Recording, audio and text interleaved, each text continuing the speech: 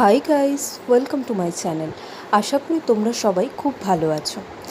আজকে বহু প্রতীক্ষার পর একটা খুব গুরুত্বপূর্ণ ভিডিও নিয়ে এসেছি, যেটা তোমরা অনেকেই অনেক দিন ধরেই আমাকে রিকোয়েস্ট করছিলে। তো আই থিঙ্ক 1 থেকে 1.5 বছর আগে আমার এই চ্যানেলে একটা ভিডিও আমি আপলোড করেছিলাম। সেটা ছিল যে কোন কোন ইউনিভার্সিটি থেকে জিওগ্রাফিতে মাস্টার ডিগ্রি করা যায় ডিস্ট্যান্স মোডে। তো সেই ভিডিওটা তোমরা অনেকেই খুব বেশি অ্যাপ্রিসিয়েট করেছো এবং লাইক করেছো।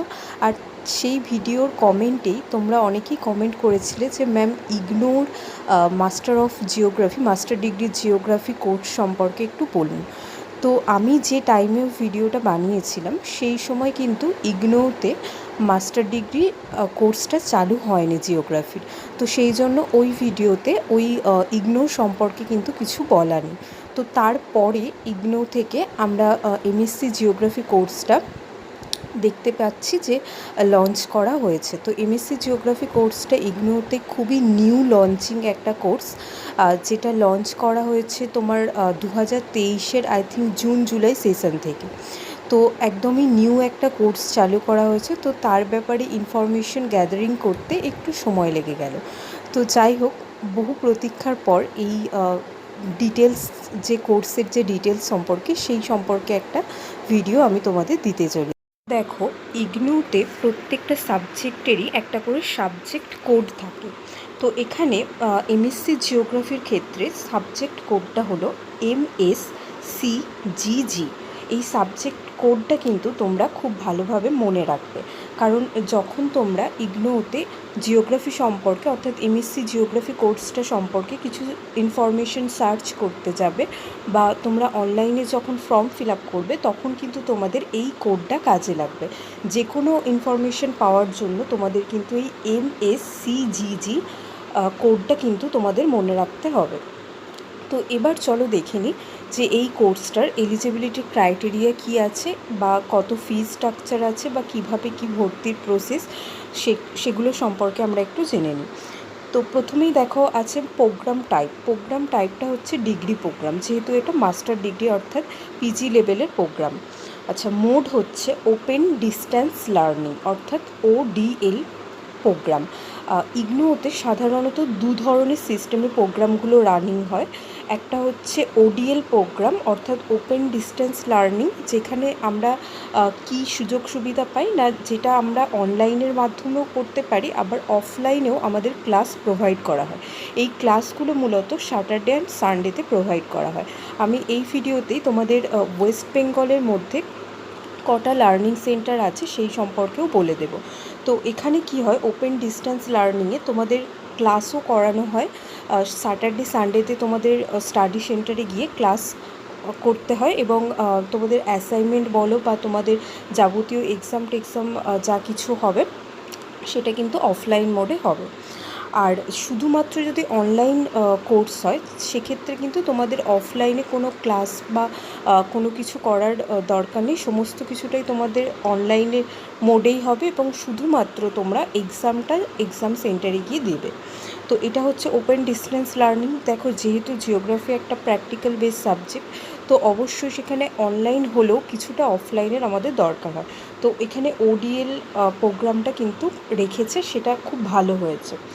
এবার স্কুল বলতে এখানে বোঝাচ্ছে এটা সায়েন্স স্ট্রিমে হবে না এটা আর্টস স্ট্রিমে হবে। যেহেতু তোমরা জানো যে জিওগ্রাফি সাবজেক্টটা আর্টসেও হয় এবং সায়েন্সেও হয়। আমরা BA জিওগ্রাফিও করে থাকি, আবার BSc জিওগ্রাফিও করে থাকি।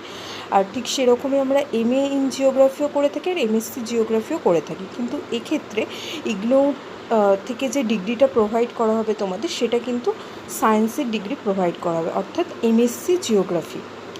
ডিগ্রিটার নাম কিন্তু তোমাদের হবে MSc জিওগ্রাফি। এবার ডিউরেশন দেখো, 2 ইয়ার্সের পিজি কোর্স মানেই আমরা 2 বছরের কোর্সের ডিউরেশন পাবো।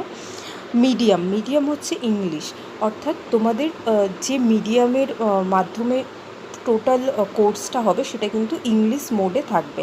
এখানে কিন্তু বাইল্যাঙ্গুয়েজও থাকবে না, আর বেঙ্গলি মোডেও থাকবে না।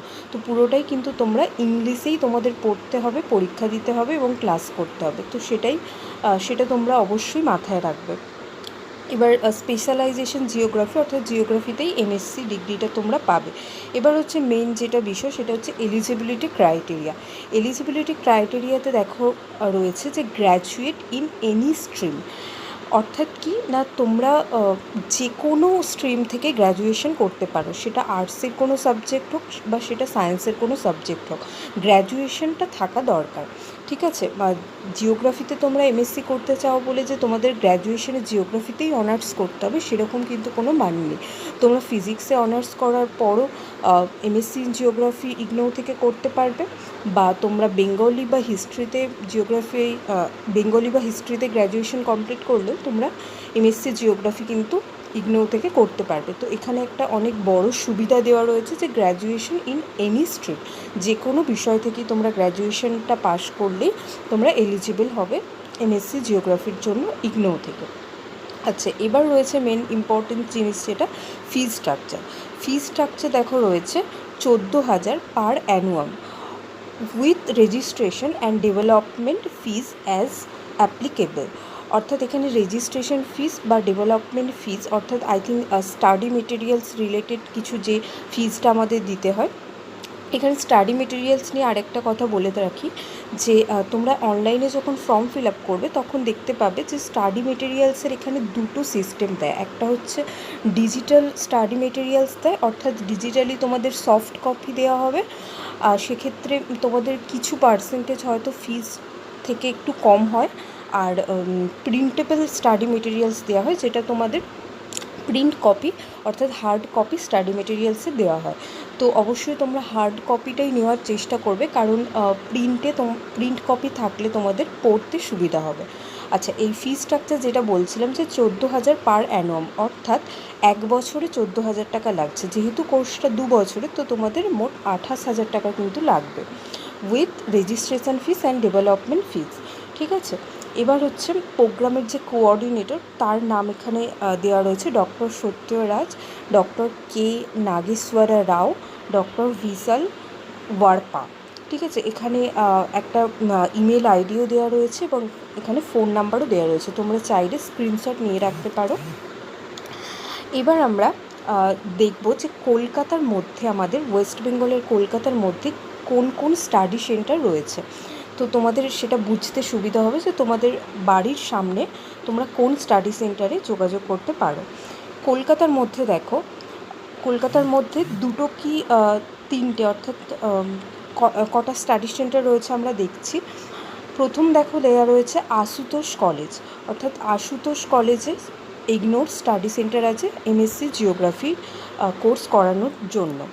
আচ্ছা, নেক্সট দেখো ভৈরব গাঙ্গুলি কলেজ, তাহলে দুটো হলো Ashutosh college, Bhairab Ganguly college. 3 number আছে দেখো প্রভু জগৎবন্ধু কলেজ, অর্থাৎ আন্দুলে যে কলেজটা রয়েছে প্রভু জগৎবন্ধু কলেজ। অ্যান্ড কলকাতায় লাস্ট রয়েছে ওমেন্স কলেজ ক্যালকাটা। আচ্ছা, মোট তার মানে 4টে স্টাডি সেন্টার রয়েছে। আরেকবার বলে দিচ্ছি আমি কোন কোন কলেজে তোমাদের স্টাডি সেন্টার পড়বে: আশুতোষ কলেজ, ভৈরব গাঙ্গুলি কলেজ, প্রভু জগৎবন্ধু কলেজ আর ওমেন্স কলেজ ক্যালকাটা। ঠিক আছে, তো এই ছিল আজকে ইগনৌ সম্পর্কে ফুল ডিটেলস ইনফরমেশন। ইগনৌতে তোমাদের বছরে দুবার তোমাদের অ্যাডমিশন প্রোগ্রাম স্টার্ট হয়। একটা হচ্ছে জুন জুলাই সেশন আর একটা হচ্ছে ডিসেম্বর সেশন। তো তোমরা জুন জুলাই সেশনেও অ্যাডমিশন নিতে পারো, ডিসেম্বর সেশনেও অ্যাডমিশন নিতে পারো। আচ্ছা, লাস্ট আরেকটা ইনফরমেশন দেওয়ার ছিল, সেটা হচ্ছে এটা কিন্তু অ্যানুয়াল বেসিসে তোমাদের এক্সামটা হবে, অর্থাৎ তোমাদের একটা মোট দুটো এক্সাম হবে। সেমিস্টার সিস্টেমে পেপারটা থাকলেও মোট তোমাদের দুটো এক্সাম হবে, মানে 4টে সেমিস্টারে 4বার এক্সাম দেবে না, তোমরা দুটো এক্সাম দেবে ইয়ারলি ওয়াইজ। ঠিক আছে, তো এই ছিল আজকের ইনফরমেশন। আশা করছি ভিডিওটা ভালো লেগে থাকলে অবশ্যই কমেন্ট করে জানিও, আর নেক্সট ভিডিও পেতে চ্যানেলটি সাবস্ক্রাইব করে নিও। দেখা হচ্ছে নেক্সট ভিডিওতে। টাটা।